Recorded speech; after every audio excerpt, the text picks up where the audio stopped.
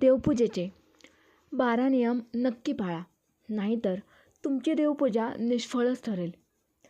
श्री स्वामी समर्थ मित्रांनो, रोजची देवपूजा पंचदेवांशिवाय अपूर्ण असते. दुपारी 12 नंतर देवपूजा करणे निष्फळ ठरते. देवाला टिळा लावताना मित्रांनो, पहिला नियम सांगतो की पूजेच्या वेळी पंचदेवांची पूजा करणे आवश्यक आहे. पंचदेव म्हणजे गणपती, शिव, विष्णू, देवी आणि सूर्य. हे 5 देव आपल्या जीवनातील 5 महत्त्वाच्या ऊर्जांचं प्रतिनिधित्व करतात. गणपती विघ्नहर्ता आहेत, शिव परिवर्तनाचे प्रतीक आहेत, विष्णू पालनकर्ता आहेत, देवी शक्तीचं स्वरूप आहे आणि सूर्य ऊर्जा व जीवनाचा आधार आहे. त्यामुळे या 5 देवांची पूजा केल्याने आपलं जीवन संतुलित राहतं. दुसरा नियम आहे, याच्याशी संबंधित आहे की पंचदेवांशिवाय देवपूजा अपूर्ण मानली जाते. अनेक वेळा आपण फक्त एका देवतेची पूजा करतो आणि बाकी दुर्लक्ष करतो. पण आपल्या शास्त्रानुसार सर्व ऊर्जांचा सन्मान करणे आवश्यक आहे. त्यामुळे जरी तुम्ही एका देवतेवर विश्वास किंवा विशेष श्रद्धा ठेवत असाल, तरी इतर देवतांना नमस्कार करणे हे आवश्यक आहे. तिसरा नियम खूप छोटा वाटतो, पण खूप महत्त्वाचा आहे. तो म्हणजे देवाला टिळा लावताना योग्य बोटाचा वापर करणे.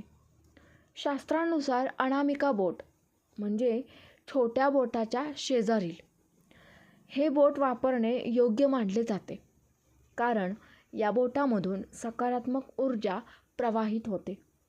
चुकीच्या बोटाचा वापर केल्यास त्या ऊर्जेचा योग्य परिणाम होत नाही. चौथा नियम आहे, आरती नेहमी उभी राहूनच करावी. अनेक लोक बसून आरती करतात, पण उभं राहणं हे आदर आणि श्रद्धेचं प्रतीक आहे. जसं आपण एखाद्या मोठ्या व्यक्तीसमोर उभं राहतो, तसंच देवासमोर उभं राहून आरती करणं ही आपली नम्रता आणि भक्ती दर्शवते. 5वा नियम सांगतो की पूजा झाल्यानंतर दीपक म्हणजेच देवाचा दिवा घरभर फिरवावा आणि त्याचा प्रकाश व त्याची ऊर्जा संपूर्ण घरात पसरवावी. यामुळे घरातील नकारात्मक ऊर्जा नष्ट होते आणि सकारात्मक वातावरण निर्माण होतं. अनेक घरांमध्ये हा छोटासा उपाय खूप प्रभावी ठरतो. 6वा नियम खूप आध्यात्मिक आहे. देवपूजा संपल्यानंतर आपल्या आसनाखाली थोडं पाणी शिंपडावं आणि कपाळाला ते लावत ओम इंद्राय नमः असा जप करावा. यामुळे आपल्या शरीरातील आणि मनातील ऊर्जा संतुलित होते आणि देवपूजा केल्याचं फल अधिक प्रभावीपणे आपल्याला मिळतं. 7वा आणि महत्त्वाचा नियम आहे, तो म्हणजे देवपूजा संपल्यानंतर देवाची क्षमा मागणे. आपण जाणून बुजून किंवा नकळत काही चुका केल्या असतील तर त्याबद्दल देवाकडे क्षमा मागावी, कारण नम्रता हीच खरी भक्ती आहे.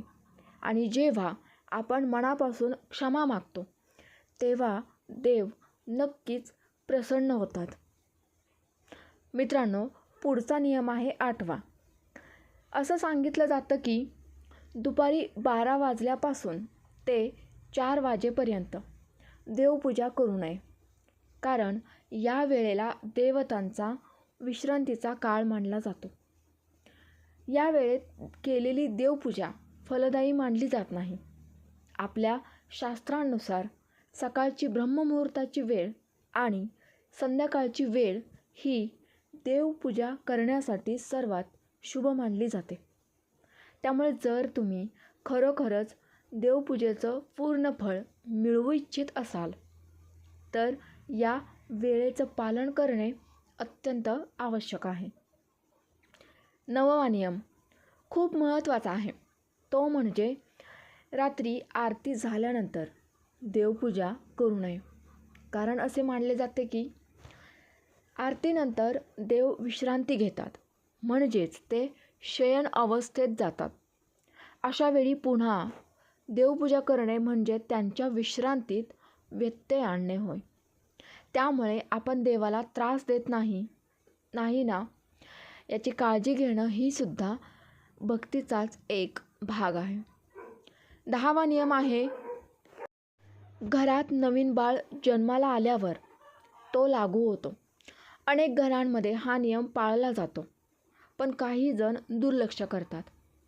बाळ जन्मल्यानंतर काही दिवस सूतक मानलं जातं. या काळात देवघरातील मूर्तींना स्पर्श करू नये, कारण हा काळ शारीरिक आणि ऊर्जेच्या दृष्टीने शुद्ध मानला जात नाही. त्यामुळे या काळात देवाला फक्त मनाने नमस्कार करावा, स्पर्श करणे टाळा आणि सूतक संपल्यानंतर नियमित देवपूजा पुन्हा सुरू करा. देवपूजा करताना फक्त हाताने केलेले विधी महत्त्वाचे नसतात, तर मन किती शांत आणि एकाग्र आहे हे सर्वात जास्त महत्त्वाचं असतं.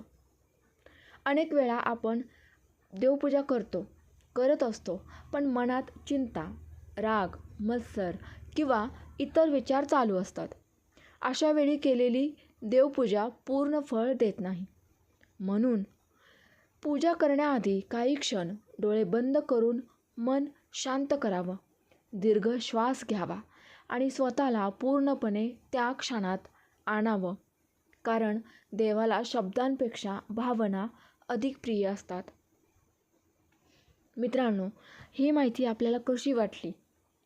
आवडली असल्यास लाईक जरूर करा आणि कमेंटमध्ये नक्की कळवा व्हिडिओ कसा वाटला ते.